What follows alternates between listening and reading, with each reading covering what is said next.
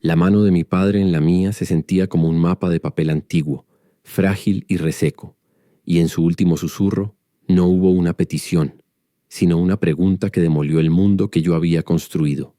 ¿Lo sientes?, musitó con los ojos fijos en un punto más allá de la estéril pared del hospital. Yo, el arquitecto de la razón, el hombre que había dedicado su vida a desmantelar misterios y a exigir pruebas, no tuve nada que ofrecerle. Mi vasto arsenal de lógica y filosofía se redujo a cenizas ante la simpleza de esa pregunta. Porque la verdad, la devastadora verdad que me aplastó en ese instante, es que yo no sentía nada, absolutamente nada. Solo el frío mecanismo de un cuerpo que se apaga y el silencio ensordecedor de un universo que se negaba a darme la única prueba que de repente importaba. Fue allí, en el colapso de mi arrogancia, donde mi verdadera búsqueda comenzó, no con un desafío intelectual, sino con el grito ahogado de un huérfano que se da cuenta de que ha estado escrutando las estrellas mientras se ahogaba en un océano que ni siquiera sabía que existía. Antes de ese momento providencial, yo era un cazador de certezas en un mundo que consideraba un simple mecanismo de relojería. Mi búsqueda de Dios no nacía de un anhelo del corazón, sino de un desafío. Era la última frontera de la lógica, el monte Everest de la filosofía que mi orgullo necesitaba conquistar. Si Dios existía, razonaba yo, su existencia debía dejar una huella verificable en el tejido de la realidad. Así que me convertí en un coleccionista de argumentos, leyendo a los escolásticos, a los místicos y a los ateos con la misma distancia clínica. Construí sistemas de pensamiento tan complejos como catedrales de cristal, pero cada argumento, por elegante que fuera, tenía una fisura. Cada prueba, una objeción. Mi fe era una conquista intelectual fallida, un tesoro que intentaba asir con las pinzas de la lógica sin darme cuenta de que era agua viva, imposible de contener. La sombra que me acechaba no era un enemigo externo, sino la encarnación misma de mi orgullo, la voz del cinismo que se había convertido en mi propia voz interior. Vivía en un mundo desencantado, un universo de una sola dimensión donde todo lo que no podía ser medido o cuantificado simplemente no existía.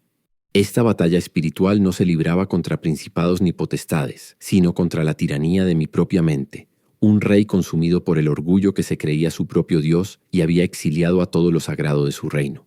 Noche tras noche me sentaba en mi biblioteca, sintiendo el peso aplastante de ese universo silencioso. El orden que tanto admiraba en el cosmos se sentía ahora como la precisión fría de una máquina sin propósito. La conciencia humana, un milagro que desafiaba la simple materia, se sentía como una broma cruel. Gritaba en silencio, no a un Dios en el que no creía, sino a la posibilidad de él, exigiendo una evidencia que pudiera satisfacer la insaciable hambre de mi razón. Días después del funeral, mientras vaciaba la casa de mi padre, un lugar lleno de una fe sencilla que yo siempre había mirado con condescendencia, apareció un detalle revelador. En el fondo de un cajón, bajo cartas y fotografías, encontré su vieja brújula de navegación. No era un instrumento digital, sino uno antiguo, de latón, con una aguja magnética que flotaba en un líquido. La recogí, y su peso en mi mano se sintió como una herencia. Era un objeto simple, basado en una fuerza invisible y fundamental del universo, el magnetismo. Podía estudiarlo, describirlo con ecuaciones, pero no podía verlo.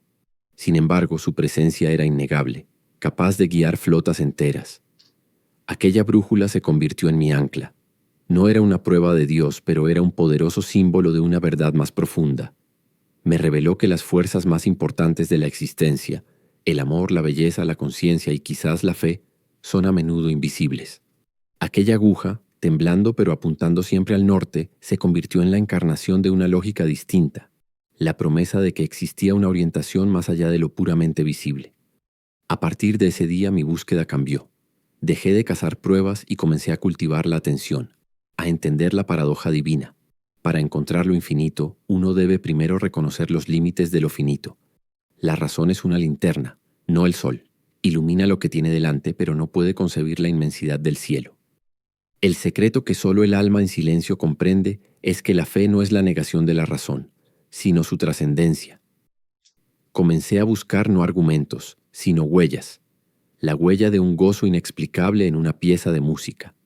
La huella de un orden sobrecogedor en el despliegue de un helecho.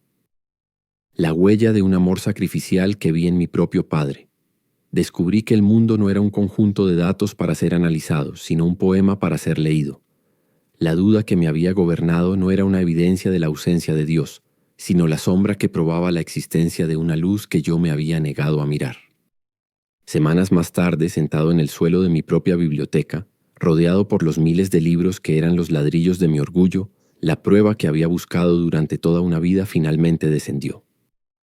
Sucedió en el silencio absoluto de mi rendición, en el preciso instante en que mi intelecto, esa fortaleza inexpugnable, admitió su propia bancarrota. La pregunta, ¿es posible probar la existencia de Dios?, se disolvió no con una respuesta, sino con una presencia. No vi nada, no escuché voz alguna, pero fui conocido. Fui percibido hasta el último átomo de mi ser por una inteligencia tan vasta y a la vez tan íntima que el lenguaje se quiebra al intentar describirla. En ese momento sobrecogedor supe que un Dios que puede ser probado por la mente humana es un ídolo. El Dios verdadero solo puede ser encontrado por el alma que se atreve a rendirse. Y es aquí donde se encuentra la clave. La existencia de Dios no es un problema a resolver, sino una realidad a experimentar. No se prueba como se prueba un teorema. Se atestigua como se atestigua el amor. La prueba no está fuera, en el mundo, sino dentro, en la transformación del alma que se abre a esa posibilidad. El anhelo de verdad, la sed de justicia, el hambre de belleza que habitan en el corazón humano no son accidentes de la evolución, son el eco de una voz que nos llama a casa. Pero esta revelación no fue el final del viaje, sino el verdadero comienzo. Porque una cosa es comprender el propósito del dolor en el pasado, y otra muy distinta es vivir con esa verdad de cara al futuro. ¿Cómo camina un hombre que ha visto detrás del velo? ¿Cómo vive un alma que ahora sabe que las pruebas más oscuras son en realidad citas divinas disfrazadas? Suscríbete para que podamos seguir trayendo historias de luz que reconfortan el corazón. Y no olvides compartir esta narración, nunca sabemos quién pueda necesitar escucharla.